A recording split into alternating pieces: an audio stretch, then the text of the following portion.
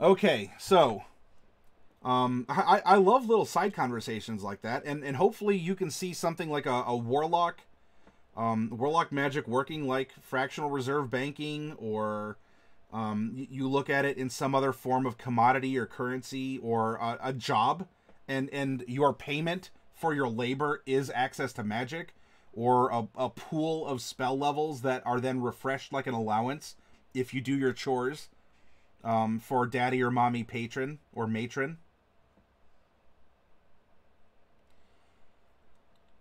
Or the kind of pyramid scheme, where warlocks recruit other warlocks, but they can never be as powerful. Kame says, would it be fair? I suppose a level 15 character could be the patron of a level 20 warlock. However, the deal is personal, so naturally there would have to be a good reason for the warlock to submit himself to the weaker character.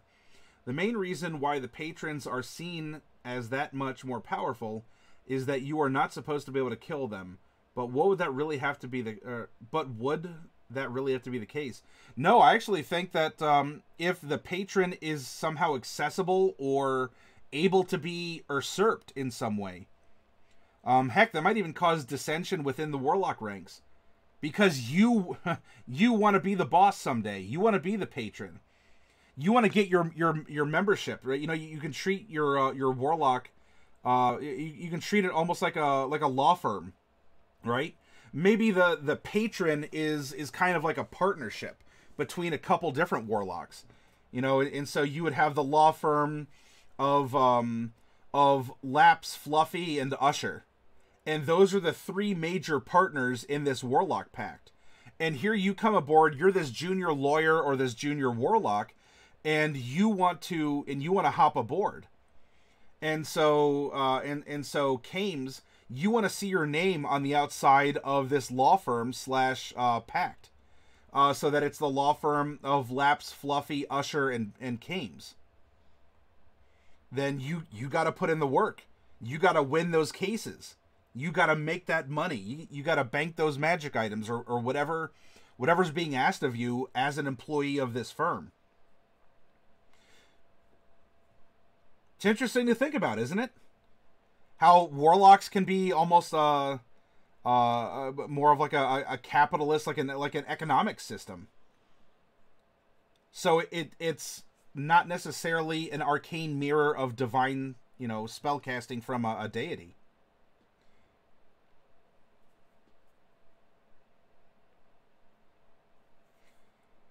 In memory, no, I meant, for example, if you potentially rent some in advance of finding said thing, what happens?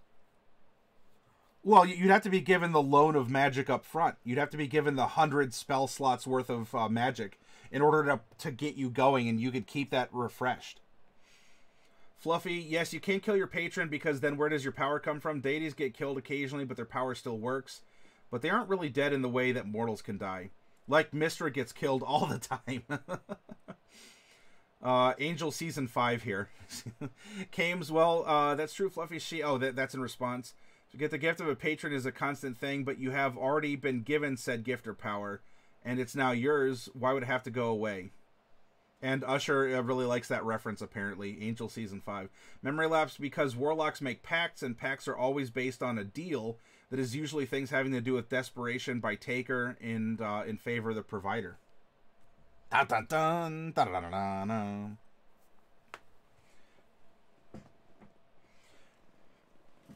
Suddenly instead of a stock market, you have a secret market and things like that. All the warlocks are getting together, and some secrets are worth more than others, and so you buy, sell, and trade them. Remember, buy low, sell high. If we're gonna have an impromptu economics lesson about warlock spell casting, let's at least include some good advice.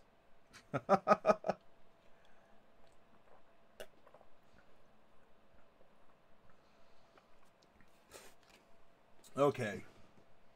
Let's navigate from Investopedia and economics and such. Not that we still can't talk about it. I'm going to bring the webpage down, so at least we can try to work on some monsters tonight, everyone.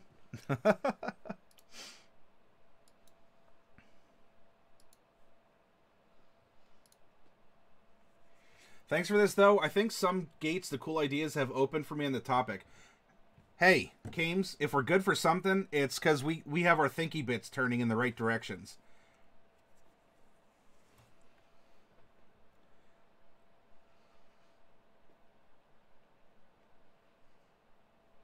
Fluffy, I guess if it seems to me that if you get your power that's intrinsic to yourself, then you're a sorcerer, not a warlock.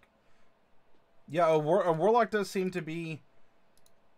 Well, it could be half and half, right? Maybe you're a half-formed sorcerer as a warlock. You have the potential to be a conduit, but you don't have that inner fire, or whatever, the spark. And, you know, that's what's called for planeswalkers. So maybe you have the potential to be a magical conduit yourself, but it hasn't ignited for you. And so these unknown, these potential sorcerers that never really manifested could be targeted by warlocks because maybe they give off some sort of resonance or capacity. And so really every warlock is just a potential sorcerer.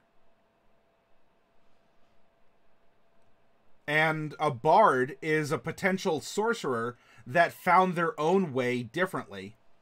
Because they're casting through their presence and, you know, through charisma as well. But they were able... The spark wasn't self-igniting. Like, they have to do it. They still have to do it themselves. But they found a way to keep their motor running. You know, through this internal energy in a different fashion. Warlocks, however... or it'd be like what? Bards would be kind of like the Amish. They do it all themselves. They save their own money. They don't do insurance or any of that. Warlocks, however... borrow money. They borrow funds. They borrow information from other people because they can manage it, but they're constantly paying back these loans, so to speak.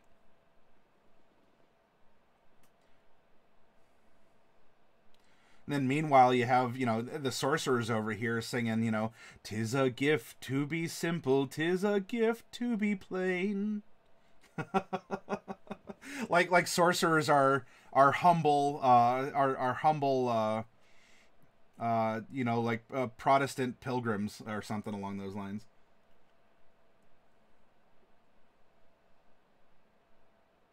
Usher, maybe post a link. Yeah, that's fine, Usher. Please do so. Oh, you just tried it? Okay.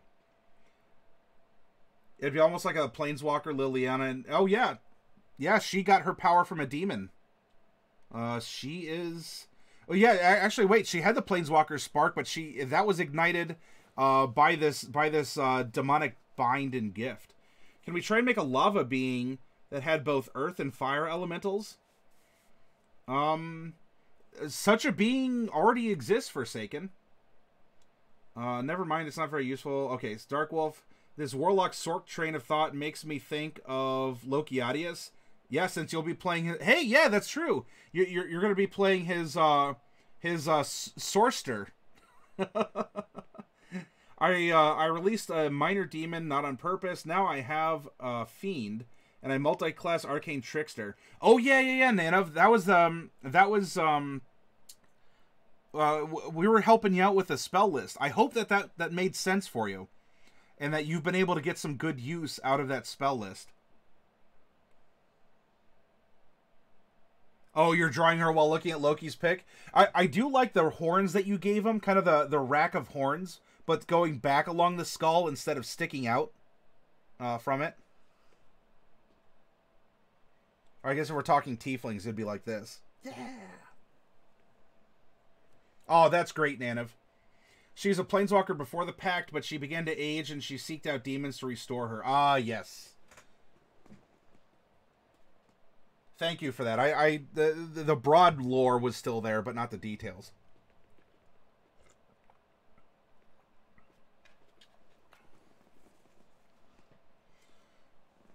That's right, tieflings, throw up the horns. Whoa, yeah. Hers are cuter. Does she wear little ornaments in her on her antlers? So Forsaken, what you'd be looking for in that regard would be... Actually, let's just see if they even have... No, they don't have the lava golem per se, unless it's under G for golem. Caleb Durr.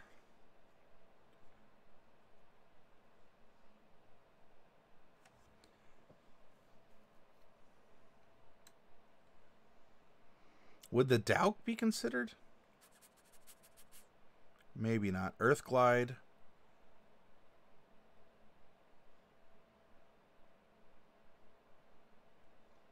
Yeah, they're more of an earth elemental. But you have giants, gibbering mouthers, yes. Dun, dun, dun, goblins. No lava golem, at least not in this monster manual, so we might see one come out. You can use an iron or a stone. Gorgons are interesting because they do operate with heat in consideration. But anyway, let's go to M for Mephits. Oh, by the way, Magmins, we were just talking about miniatures of those guys.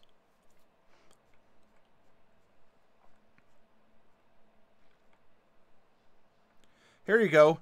Here is a Magma Mephit in the monster manual.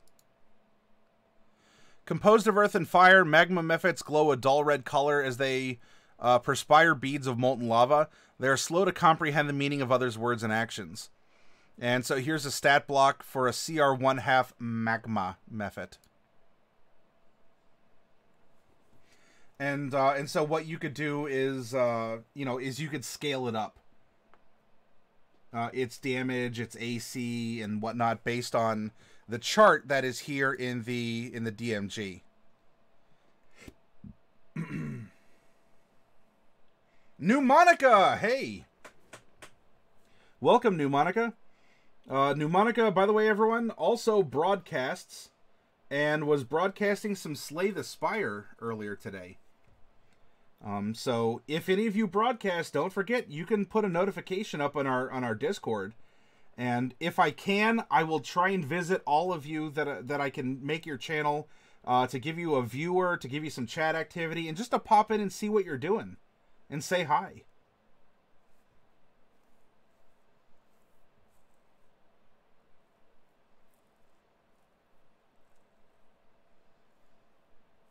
Nah, it's fine, New Monica. Yeah, none of you are obligated. It's just if you do, I know for sure I'll do my best to find you and not kill you. I'm not Liam Neeson. I am not the Liam Neesons, though. Oh, jeez. All right, so let's make a monster from scratch. We helped out Darkwolf by making the Feyret, by pineapple penning a pixie and a weasel together, and that was fairly easy to do. Nothing really major changed. Cosmetically, it's going to look different. We swapped a couple things around, some spells. We swapped the walk and fly speed, and we gave this little we gave this vicious little pixie a bite attack for 1 piercing damage. But the easiest thing to do is to reskin a monster in the monster manual. I've done that in our Tuesday campaigns, and now let's work on creating a concept for a new type of monster. So step 1, pick the expected challenge rating of your monster. Knowing the monster's expected challenge rating will help you figure out the monster's proficiency bonus and other important combat statistics. Don't worry about getting the challenge rating exactly right. You can make adjustments in later steps. A single monster with a challenge rating equal to the adventurer's level is by itself a fair challenge for a group of 4 adventurers. If the monster is meant to be fought in pairs or groups, its expected challenge rating should be lower than the party's level. Don't fall into the trap of thinking that your monster must have a challenge rating equal to the level of the characters to be a worthy challenge.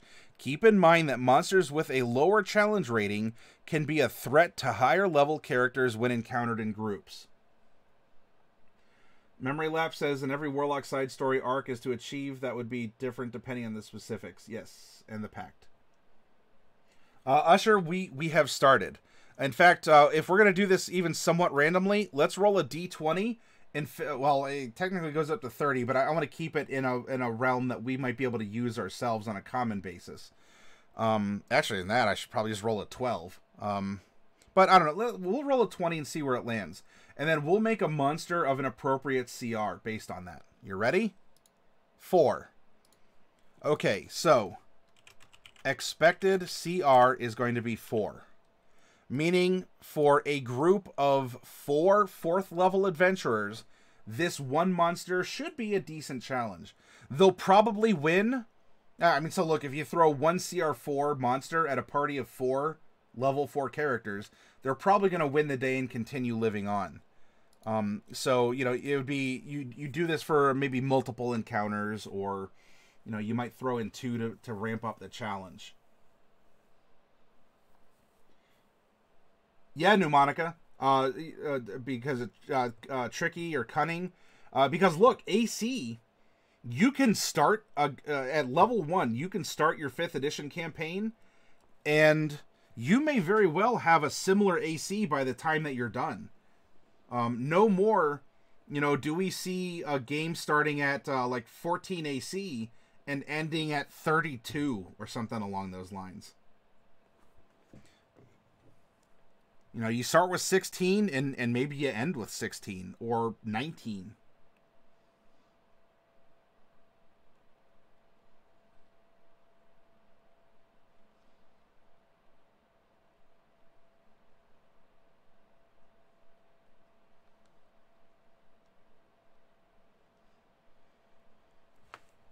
I have a cat under... Hey, what do you...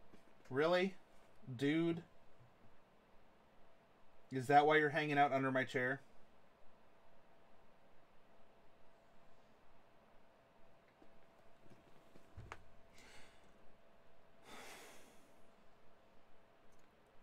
You know where my pitcher of ice water is?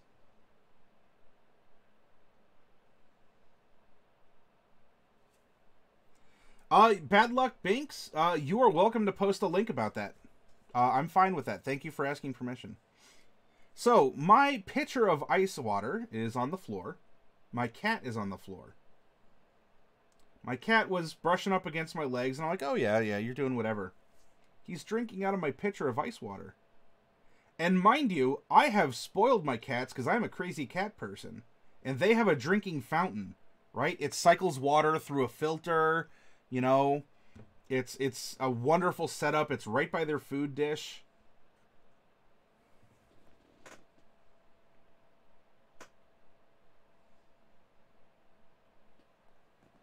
He's going to town. There he goes.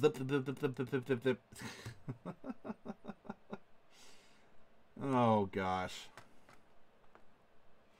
All right. Thank you, Bad Luck Binks.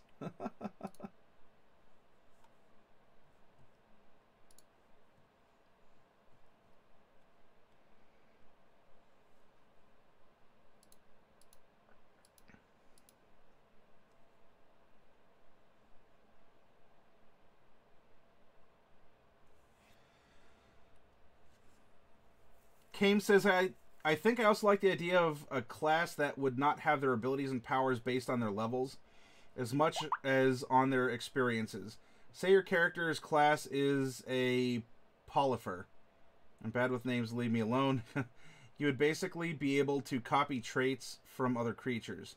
Say you run into an Aarakocra, you would be able to copy their DNA and grow wings.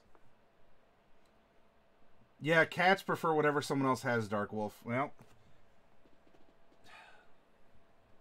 Oh, well. If he's happy, I'm happy.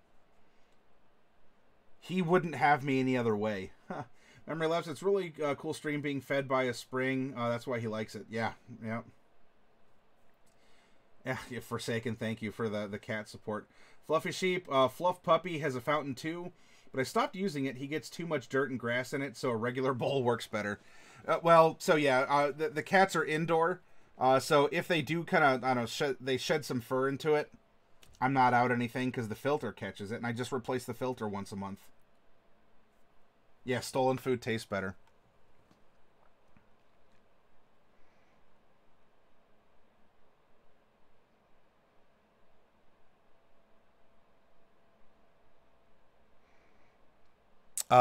Creating challenge or opponents that can challenge powerful characters.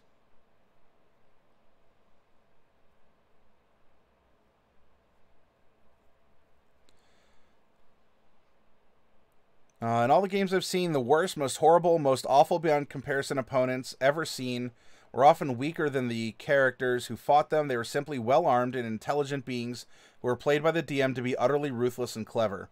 Tucker's kobolds were like that. And yeah, you know what, Bad Luck Binks? I appreciate you bringing that up. This has been a bit of an ongoing conversation over the past couple days. About if you run your monsters intelligently, that alone can make them very vicious. It can add a lot more to the combat aside from just we're gonna stand like an old Final Fantasy where the enemy stands here and the PCs stand here and then one moves forward and attacks and the other moves forward and attacks, and it's just a battle of attrition where no one moves, no one dances, no one positions, etc. And so by simply providing intelligence to a creature, that can be a lot more deadly than just increasing its strength or hit point pool.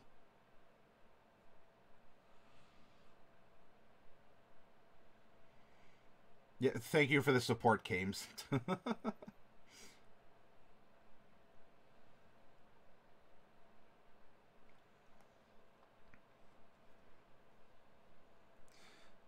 Yep, so if you want to up an encounter, use your noggin. And don't be afraid to be vicious because your monsters probably will be as well.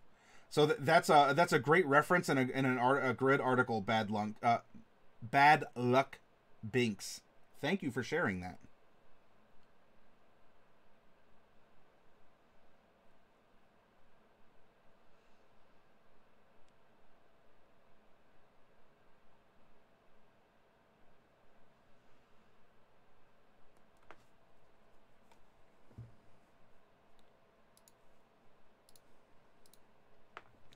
All right, so our expected CR is going to be 4. Basic statistics. Use the monster statistics by challenge rating table to determine the monster's AC, hit points, attack bonus, and damage output per round based on the challenge rating you chose in step 1. All right, so with 4, the proficiency is going to be +2. AC is going to be 14. HP is going to be between 116 and 130. So that's a 15-point spread. So we'll just make a 15-sided die and go from here. 2. All right, so 117 hit points.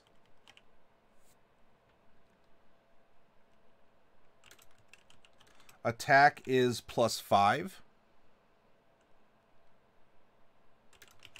Damage per round is going to be between 27 and 32. That one's going to be a little bit more variable because of dice rolls. So we're going to keep that as it is. And save DC is going to be 14. All right, so here's some basic stats. I'm running your first campaign. It's been immensely useful for that. Yeah, and Bad Luck Binks, as you're running your first campaign, well, number one, thanks for finding us and for chatting with us.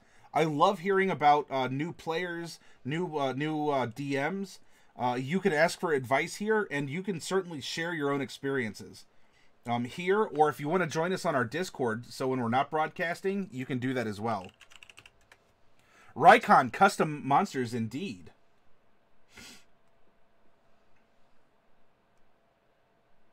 Yes, Memory, just even basic maneuvers in strategy.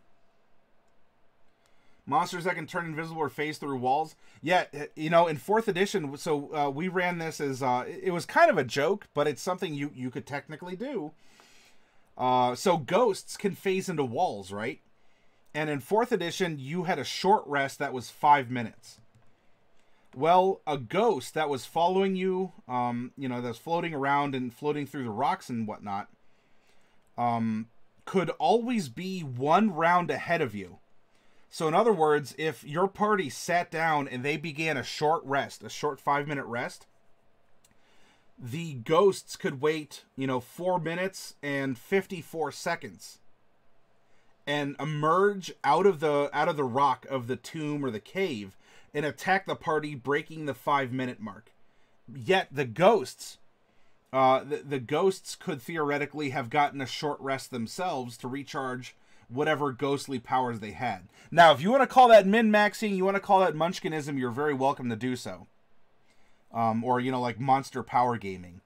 But because of those abilities, the ghosts could technically be one round ahead of the players.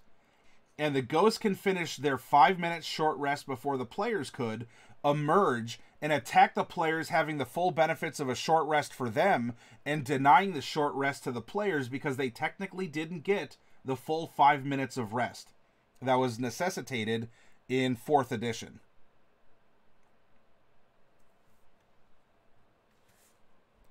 And if you guys want to use that as a trick against your PCs, you can. Just realize that your PCs might be kind of grumpy butts about it. To put it lightly. In a safe for work fashion.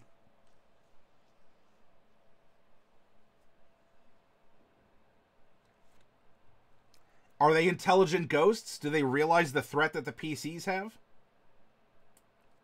Your PCs would love that? Yeah. So, I mean, in 5th edition, it's an hour, right?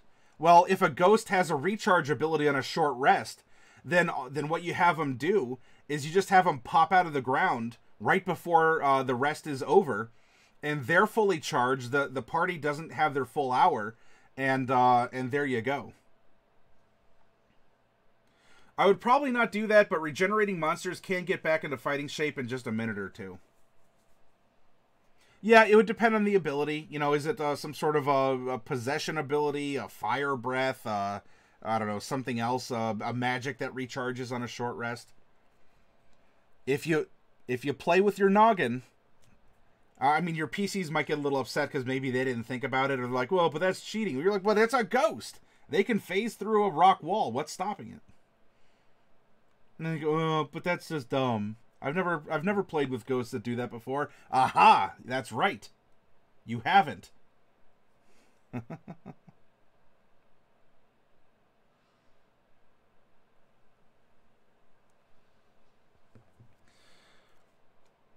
Just be careful you don't turn your game into DM versus PC unless everyone knows that that's what it is from the start.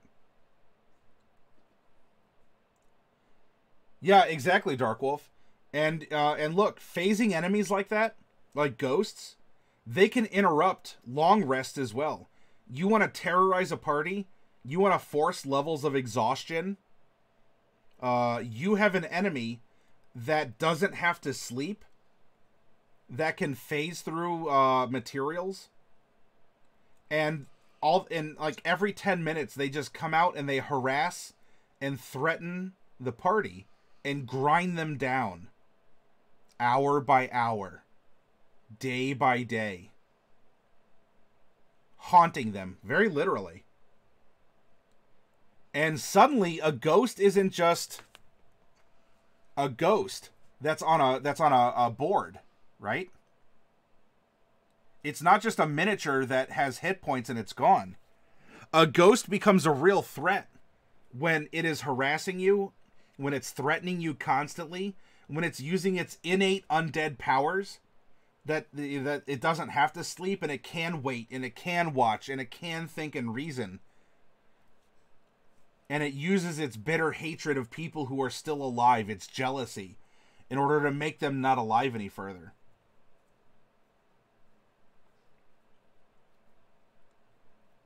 A phantom of non-rest. You use alarm a lot, that will not work.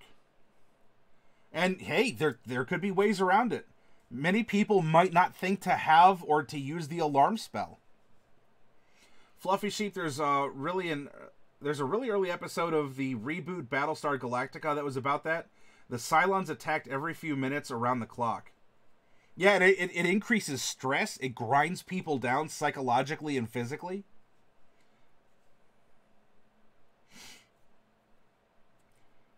Yeah, something that really keeps them awake for days at a time, keeping them on edge. Yeah. I mean, maybe until it leaves the ghost's territory, or until it solves the ghost's problem or riddle. Or they can finally just put down the ghost, or trap it, or something. Use what the monster template gives you. You know, and again, you don't have to be some, you know, I'm on a high horse and a DM, I'm punishing you as my players because I'm smarter than you and better than you and nanner nanner boo boo, stick your head in doo doo. You know, it doesn't have to be like that. You can just play an edgy, like, a cunning monster, you know, on the knife's edge of viciousness, or something along those lines. Hey! Bad Luck Binks, we're on to something. Alright. Step 3, adjust the stats. Raise or lower the monster's armor class, hit points, attack bonus, damage, blah, blah, blah, blah, blah, blah, based on whatever concept you have in mind for the monster. For example, if you need a well-armored monster, increase its armor class. Once you've made the desired adjustments, record the monster's statistics. If there are any other statistics you think the monster needs, such as ability scores, follow the appropriate steps under creating a monster stat block.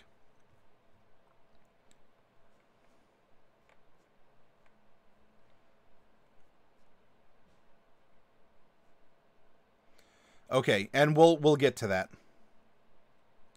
Right now, I don't know what we're really making. We're just kind of going through the steps and the motions. If we end up making some, you know, hard carapace beetle, that's level 4, I guess we'll bump its AC. Alright, calculate the monster's final challenge rating, accounting for the adjustments you made in step 3. I mean, I guess we could add something. You have a defensive challenge rating. Read down the hit points column of the monster statistics by challenge rating table, and you'll find your monster's hit points. Then look across and note the challenge rating suggested for a monster with those hit points. Now look at the armor class suggested for a monster of that challenge rating. If your monster's AC is at least 2 points higher or lower than that number, adjust the challenge rating suggested by its hit points up or down by 1 for every 2 points of difference. For the offensive, read down the damage per round column and the monster statistics by challenge rating until you find your monster's damage output per round. Then look across and note the challenge rating. Now look at the attack bonus suggested for a monster of that challenge rating. If your monster's attack bonus is at least 2 points... Okay, so let's roll randomly for this, right? So we have hit points, hit point mod, AC mod, and then DPR mod.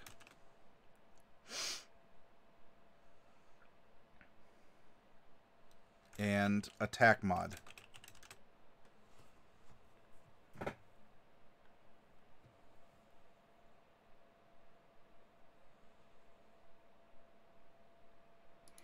So we're going to make something that is... I'm going to roll 2d4. If the first number is odd, we will subtract levels worth of ranking from that item. And then the second level is going to be how many slots up or down that it's going to be. So let's turn this into 2d4 and roll it. So it's going to go down 4. Next up, it is going to go up 2. Now it's going to go down 3. And then down 1.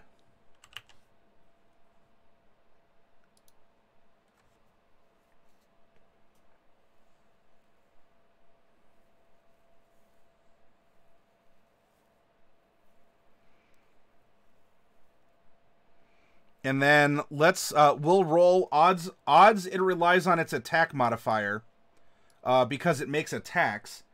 Evens, it relies on a spell save or an effect save DC for its attacks. 1d4. Odds.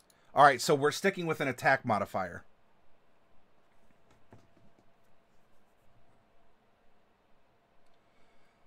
Pneumonica, the Thoughts of Darkness adventure of Ravenloft was a textbook in writing the party heavily. As we're talking about when you're playing Slay the Spire, Pneumonica, I don't have experience with old Ravenloft.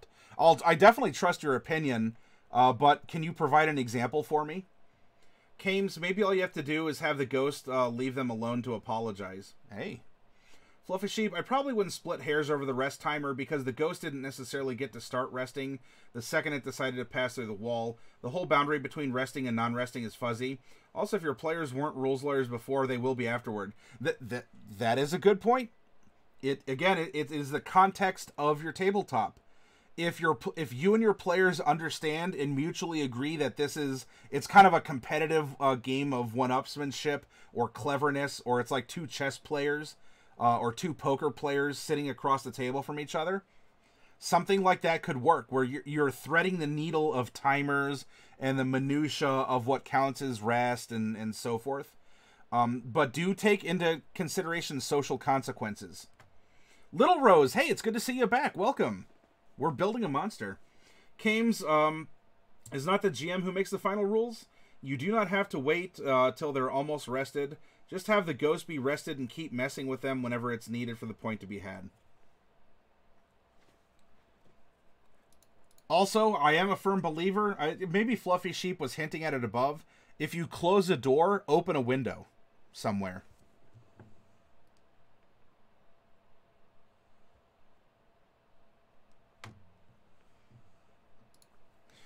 All right, so we're actually going to be, we're going to take our monster down a little bit here. So our hit point is going to go 1, 2, 3, 4.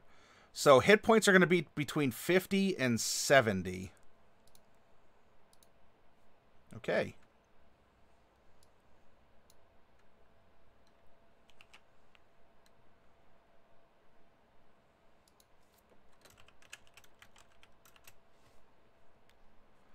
Its AC goes up, though. And its AC is now 15.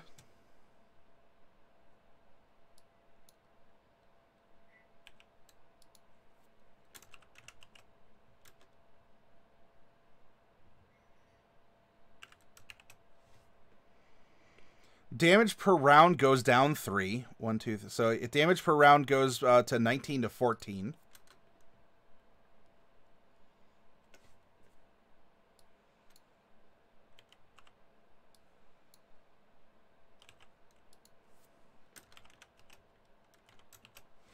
And its attack modifier goes down to +4.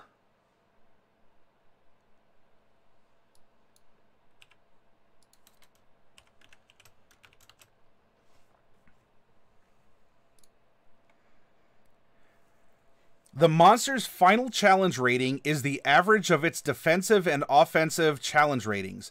Round the average up or down to the nearest challenge rating to determine your monster's final challenge rating. For example, if the creature's defensive challenge rating is 2 and its offensive rating is 3, its final rating is 3. With the final challenge rating, you can determine the monster's proficiency bonus, and so we can then calculate the other things. So now that we've made those adjustments, its defensive CR is, and its offensive CR is. So we have half and half plus 6, so 6.5. It's 3.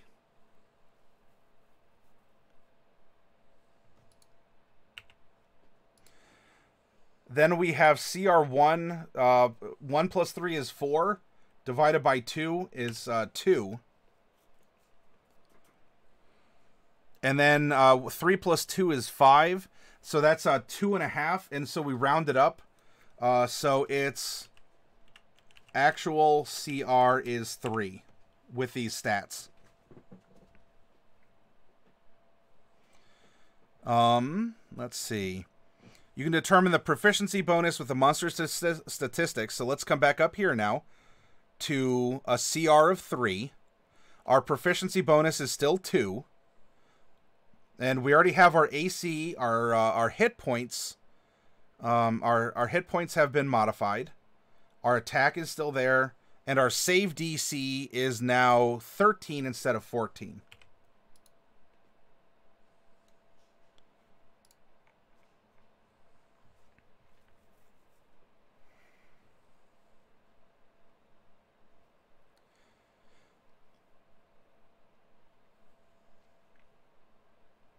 Creating a monster isn't just a number crunching experience. The guidelines in this chapter can help you create monsters, but the only way to know whether a monster is fun is to playtest it. After seeing your monster in action, you might want to adjust the challenge rating up or down based on your experiences. So let's look at this. Name.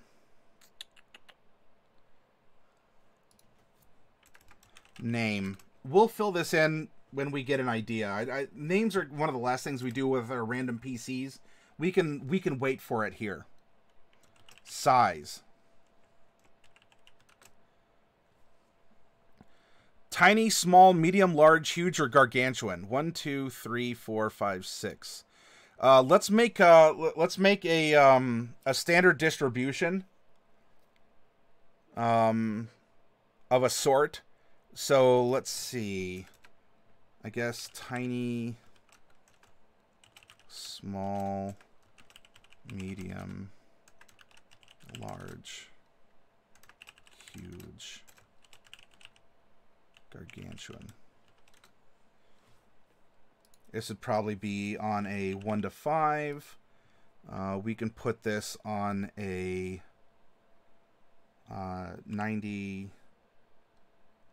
96 to 100. Medium, so let's see, small. We're going to put this on 6 to 20. 21 to 50. 51 through 80. 81 through 95. I'm just kind of pulling numbers out right now. We can adjust something up or down, or if you want, we can put that to like 6 to like 25, and then have that be 26 to 65, 66 to 85, 80. There we go. 86 to 95. There we go. So it's size category. Let's roll a percentile and find out what it's going to be. 64. It is a medium-sized creature.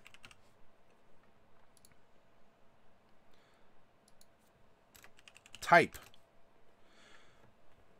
Provides insight into its origins and nature. Choose the type that best fits our concept. Well, we don't. We're going to do it kind of in reverse. So if we go back to the early pages of the monster manual.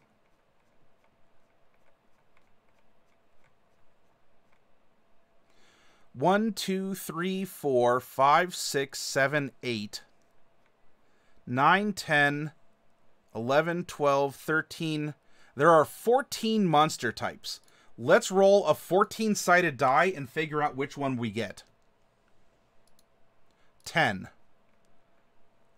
1, 2, 3, 4, 5, 6, 7, 8, 9. It's a humanoid. Including humans and a tremendous variety of other species. They have language and culture, few if any innate magical abilities, and the bipedal form. The most common humanoid races are the ones suitable as player characters, blah, blah, blah. Almost as numerous but far more savage and brutal and almost uniformly evil are the races of goblinoids. Goblins, hobgoblins, and bugbears, orcs, gnolls, lizard folk, and kobolds. A variety of humanoids appear throughout this book, etc., so forth. Hitherto, I, the undersigned, do hereby agree to the terms above.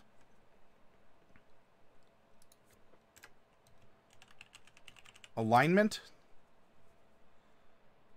Let's There's 9 alignments. Let's roll a 9-sided die. 4. So we have lawful good, neutral good, chaotic good, lawful neutral. Okay.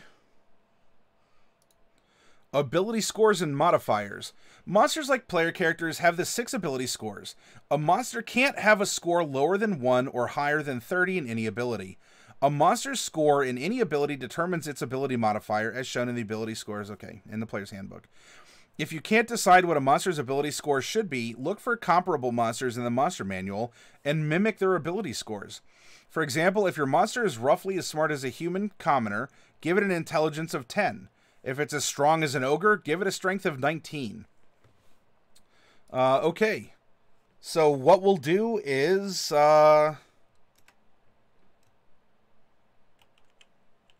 strength, dex, con, int, whiz, cha.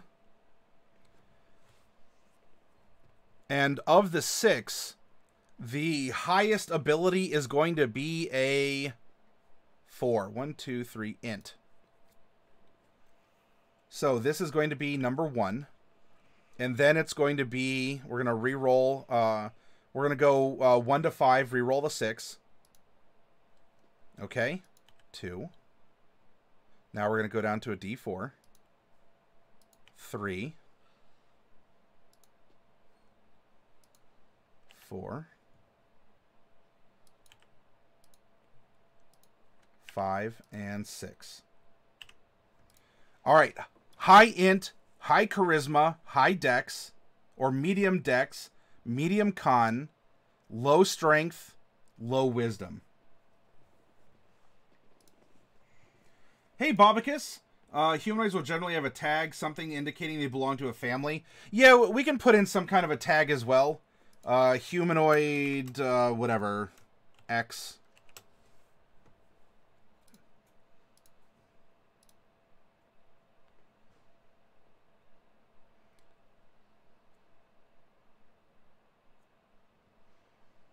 We already have now our expected CR was 4, but we've modified that.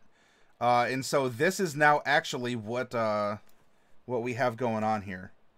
So Control C and Control V.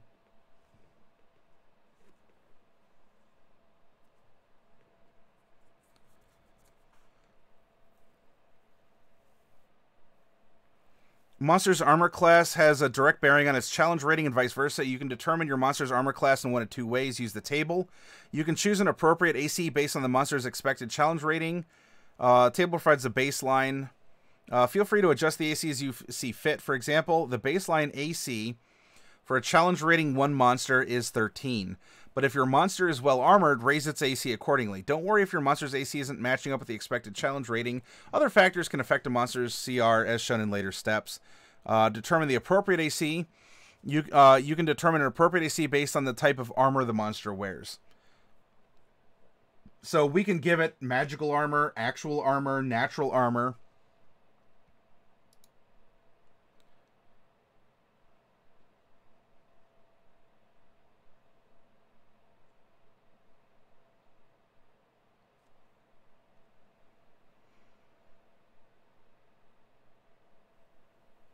Okay, we have the hit points as well.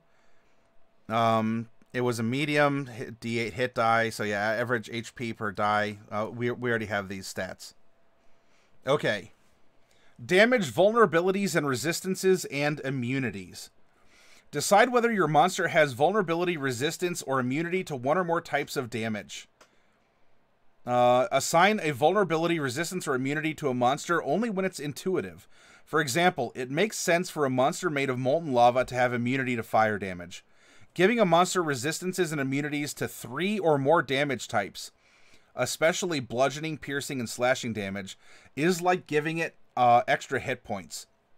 However, adventurers have more resources at higher levels to counteract such defenses, making resistances and immunities less relevant at higher levels.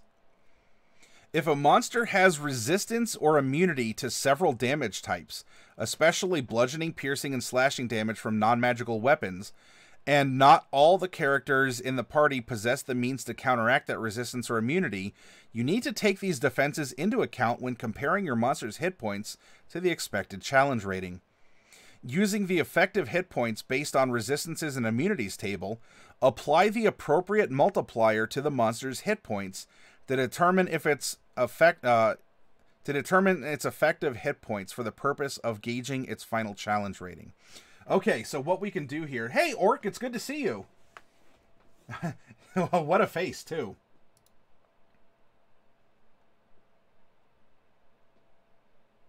Almost Elemental or Fey with its low strength score?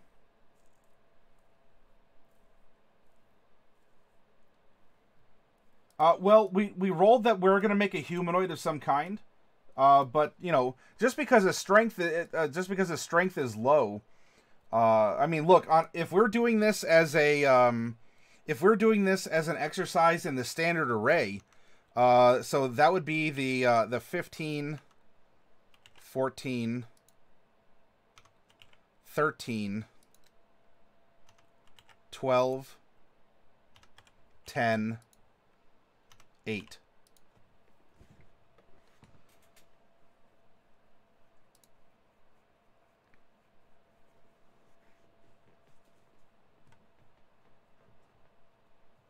For reference. I'm not saying that those have to be its finals. You're referring to the mystical demon, a thought process that you give separate life? I can't say I'm familiar with that idea, Bobicus. Officially done with the student program for the summer, I've decided to try and pursue the career full-time. Are you still going to be going through college, Orc? Or are you dropping that to go full-time? And I don't say that with disbelief. Look, some people take to college well, and there's a lot of successful people that don't have, that didn't go through a full program. I'm not presuming anything, but it sounds like you found something you really like. Bobika says, let me tell you about tulpas then. Sure, go ahead and tell me about tulpas.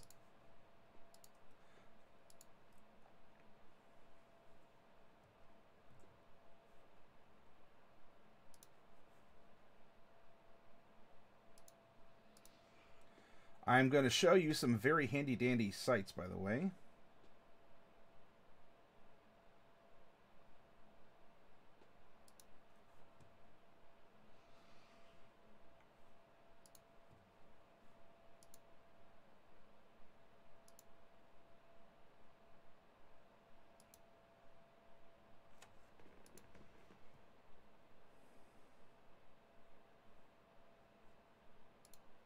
Once I can get the bookmarks open.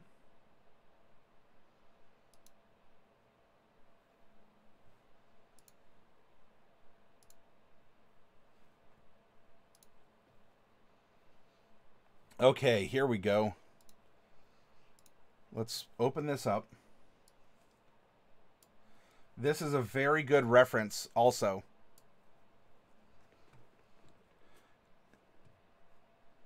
And right now we're just freeforming. If one of you wants to say, you know what, let's give them lightning resistance, that's fine as well. But let's take a look here. What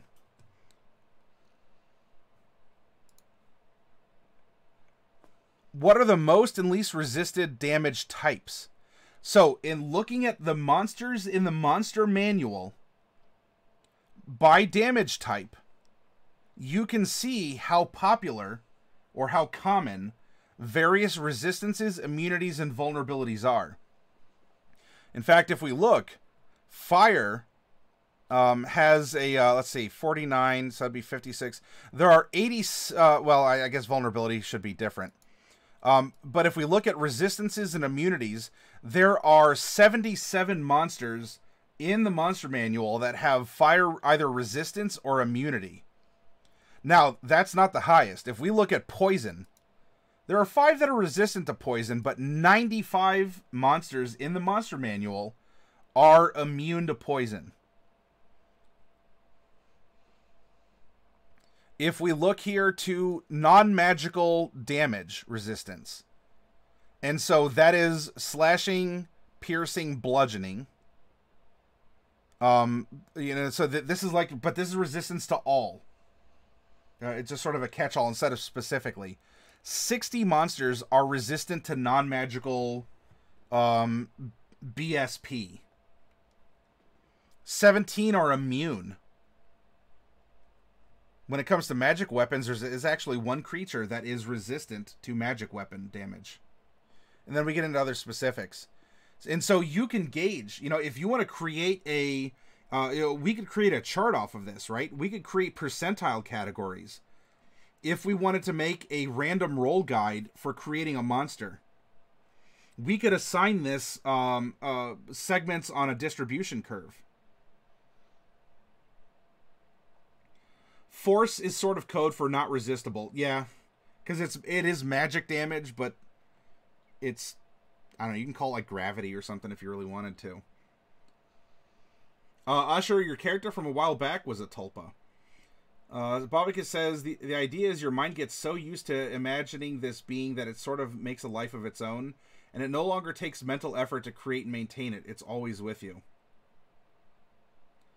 Poison's very common, but most of it's constructs on, yeah, that or maybe insects as well. And that's why, if we cross-reference with another chart here, of the spells, that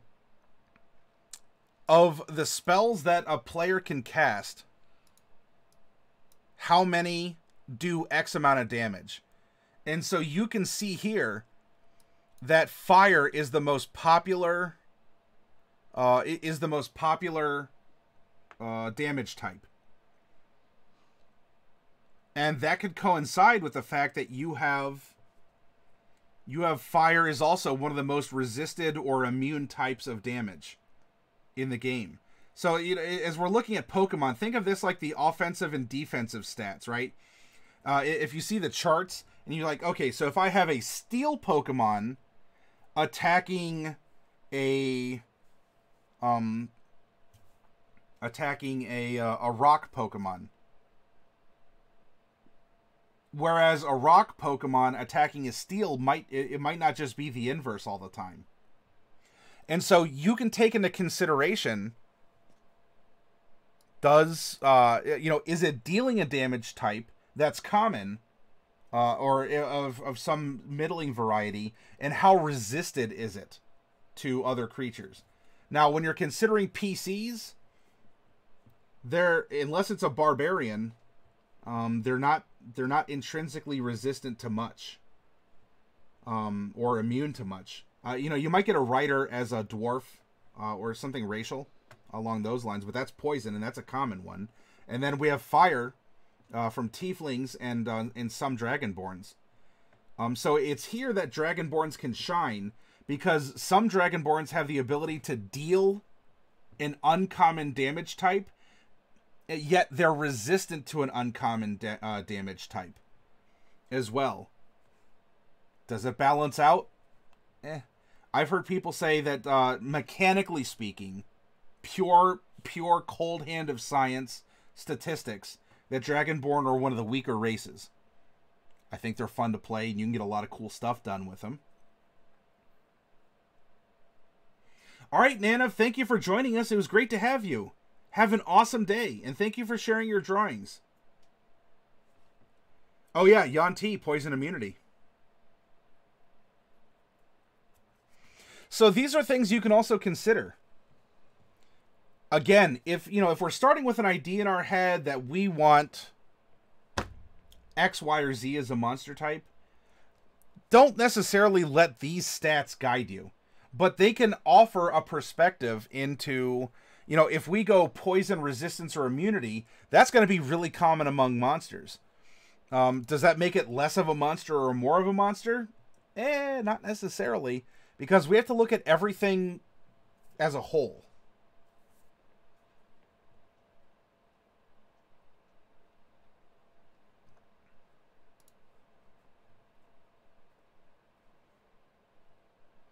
All right, so let's bring this back up here.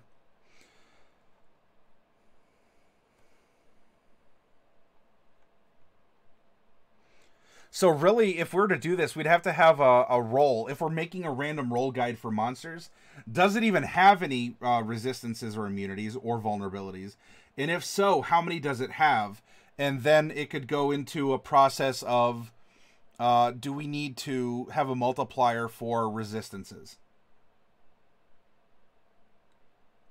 Daemons are more commonly known as servitors, apparently.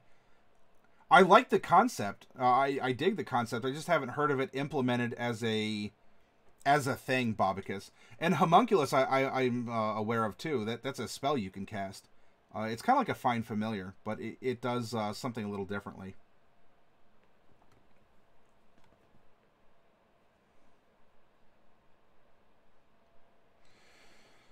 Monsters' attack bonuses have a direct bearing on its challenge rating.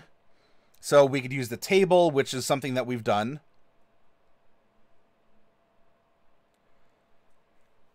And damage, we've also used the table. We've used the table there. You can start with the monster's expected challenge rating. The table presents a range at each challenge rating. Doesn't matter how this damage is apportioned or distributed. For example, a monster might deal the damage every round with a single attack, or the damage could be split among multiple attacks against one or more foes. There could be, you could argue, some wiggle room if you're making more attacks. That means you have more opportunities to miss. You also have more opportunities to land critical hits. It's up to you. And yet, if you swing with one powerful blow, you could also just miss, or you could hit. Choose the type of damage based on how you imagine the damage being delivered. For example, if the monster is attacking with razor-sharp claws, the damage it deals is probably slashing damage. If its claws are poisonous, some portion of the damage might be poison damage instead of slashing damage. If you want the damage output to vary slightly from round to round, you can translate the damage range into a single die expression, or multiple die expressions. For example, a challenge rating 2 monster deals 15 to 20 damage per round.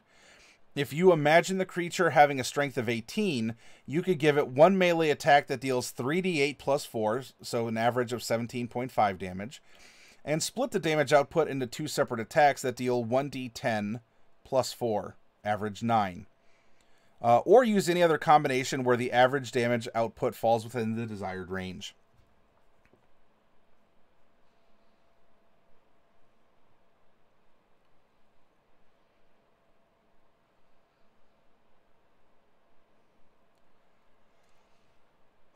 Going into consideration for claws, tail spikes, things along those lines. You know, if this is a humanoid, is it using natural attacks? Is it using weapons? Hi, Kinku.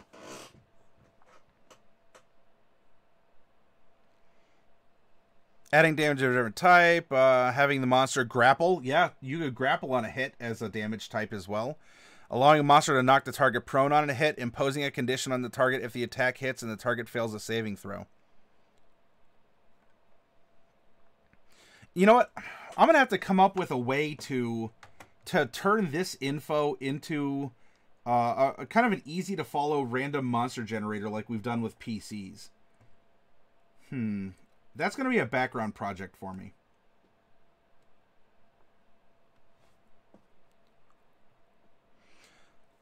And we've used the table for the save DCs, so we have all that ready to go.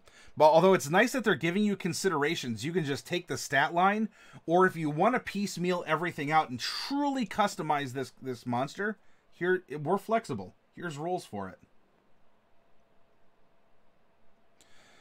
Flying monster, increase the monster's effective armor class by 2, not its actual AC, if it can fly and deal damage at range, and if its expected challenge rating is 10 or lower.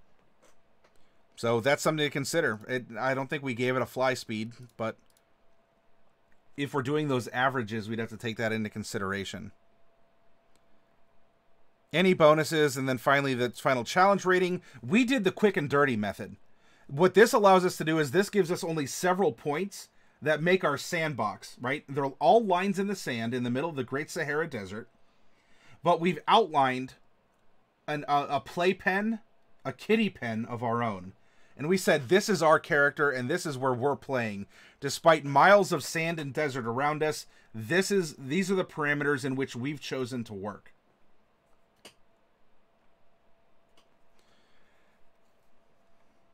You can give it skill bonuses. Let's see.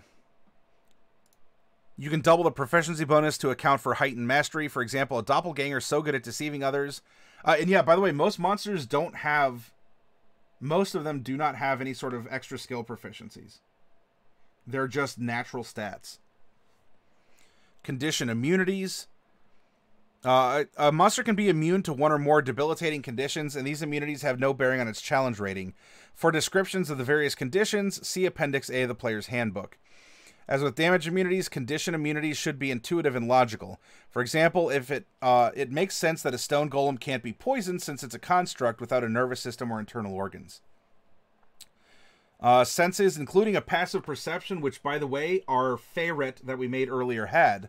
All monsters have a passive wisdom perception score, which is most often used to determine its 10 plus wisdom modifier, but if it has proficiency, then, which it did, and that's why we added the +2, so it went from a 12 to a 14. And languages, including telepathy.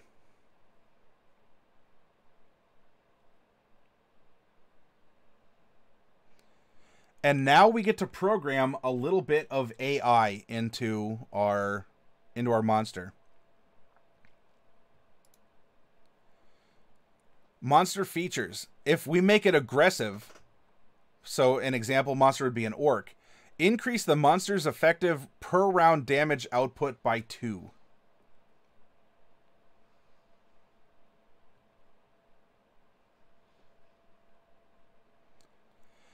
Avoidance. So example, a demi-lich.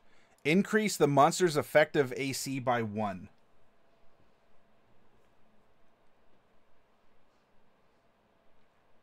And some don't even have a particular effect on the challenge rating. If it has Devil Sight, a special sense, a Barb Devil has that, and it doesn't affect its challenge rating. So here you're offered a buffet of different things that you can do based on what you want your monster to accomplish.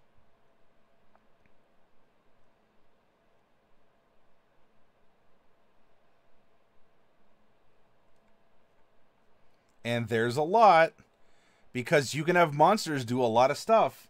You're not just restricted to say, oh, well, it has Rampage, like a Knoll, and that's it. I can't give it any more traits. If you want to mix and match, you can do so. So you could have a Rampaging, so increase the monster's effective per round damage by 2. So we would increase the damage output by 2, and if it's an aggressive Rampager, we would increase it by 4.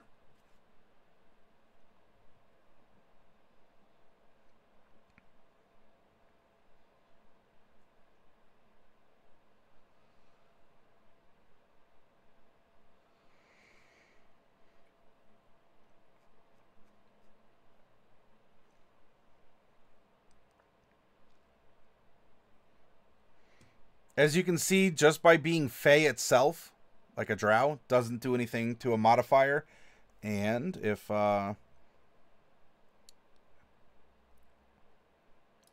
two heads doesn't necessarily add anything. If you want to, though, you're still the DM. You don't have to just abide by charts.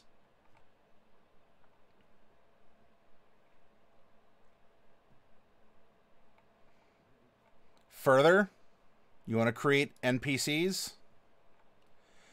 If you need a completely new stat for an NPC, you have 2 options. You can create an NPC stat block as you would a monster stat block. You can build the NPC as you would a player character. And we played around, well, we did a little bit of NPC stuff with Ravnica last week. But that was conceptual, right? It was their motivations, their fears, you know, their histories. Where did they come from? What do they do? Cotton Eye Joe.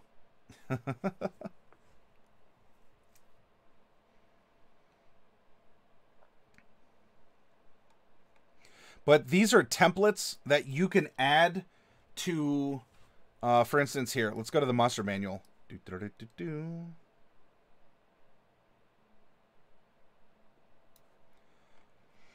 All right, do you want a noble... do you want a noble half-elf? You take the noble stats and you squish them together with what the half-elf chart here says. So you give it Fey Ancestry, Dark Vision 60 feet, Proficiency in 2 skills, speaks Common and Elvish. Do you want a Kuo-Toa noble? Amphibious, Otherworldly Perception, etc. and so forth. Do you want a... spy? Do you want a Lizard Folk Spy? So you take Spy, you add 2 Strength, you subtract 2 Intelligence, and then you give it these abilities over here. Nice and easy. Otherwise, I mean, what you get here, this is standard human Spy. But if they're an elf, if they're something else, you can just easily slap on these racial modifiers. And the NPC is now an Elven Scout, or is a skeleton archmage, not a lich, but you know, it's a skeleton. +2 Dex, -4 Int, -4 Charisma.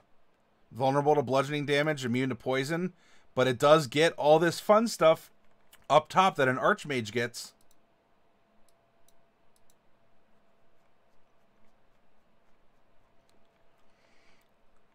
So they do try to make it they do try to make it easier on you if you want to use the charts or you don't want to roll up a bunch of stuff yourself.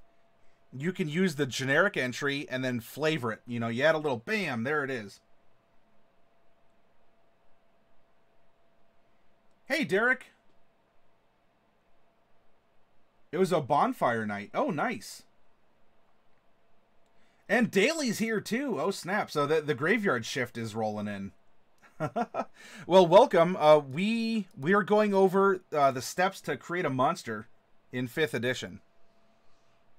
But it's great to have you here.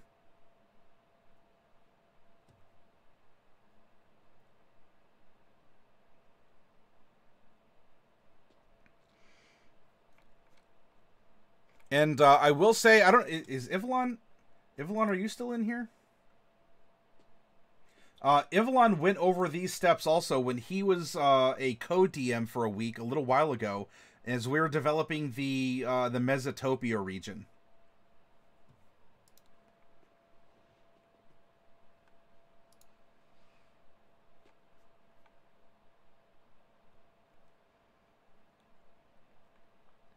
You can use the rules in Chapter 3 of the Player's Handbook to give class levels to a monster. For example, you can turn an ordinary werewolf into a werewolf with 4 levels of Barbarian.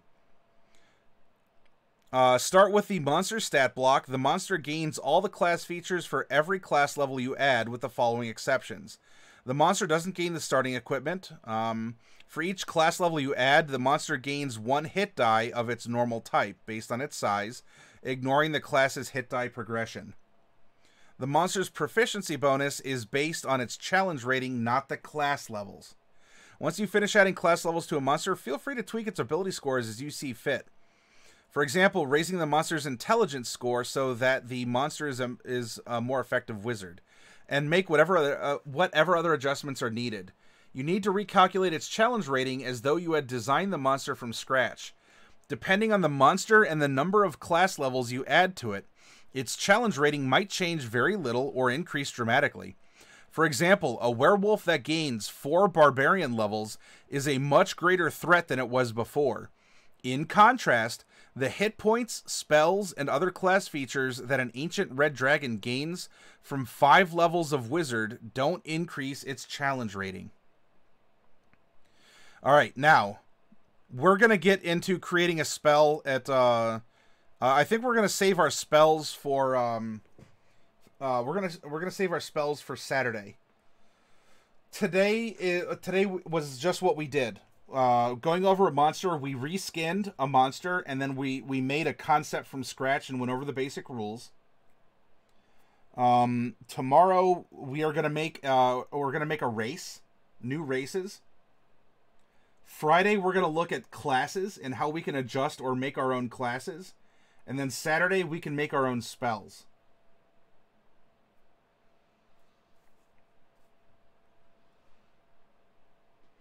A gelatinous cube monk, wouldn't that be something, Usher? Right? But why don't you make it? Challenge yourself, Usher of Agony. Take a gelatinous cube and add on 5 levels of monk so it gets extra attack. See what happens. Have fun with it.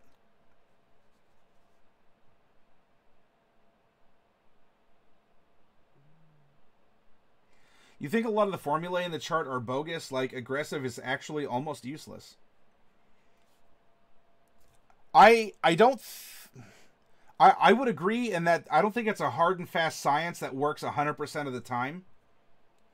They're just rather solid guidelines that tend to point you in a good direction. You're not trying to think of good monster class. Hey, the gelatinous cube monk is a cool idea. But yeah, you can take, or actually, yeah, if you take something, because monks are definitely about the hand-to-hand or the pseudopod to pseudopod damage. You could, what's that ooze that came out in, Mordenkainen's? You know, you could have that do something as well. You could have that be like a barroom grappler. That'd be fun. You could do a... Oh, here's one, Derek. How about a Gibbering Mouther Bard? A Flump Bard? We need a Flump Bard. We could do some practice with that as well, Pneumonica.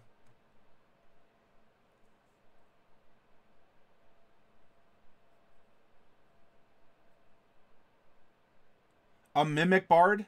So it's actually the instrument that's singing and not the person itself?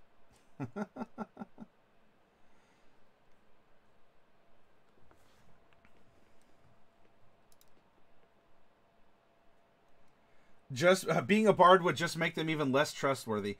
But Fluffy, you're always supposed to trust a flump. Yeah, hey, a vampire cleric.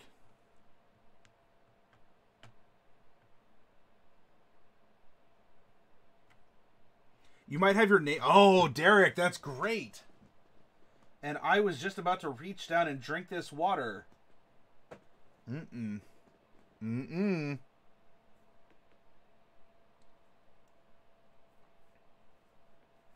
I mean, some bread and butter stuff. You can come up with a 5-room dungeon and run them through it. A little bit of story.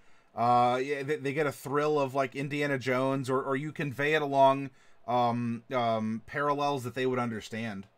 Yeah, cat water. I almost had a big mouthful of cat water.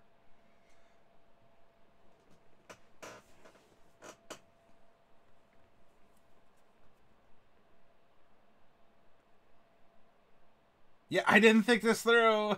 I immediately regret my decisions. A gas spore barbarian. How about that? That'd be kind of brutal, huh? All right, so tell you what. Let's...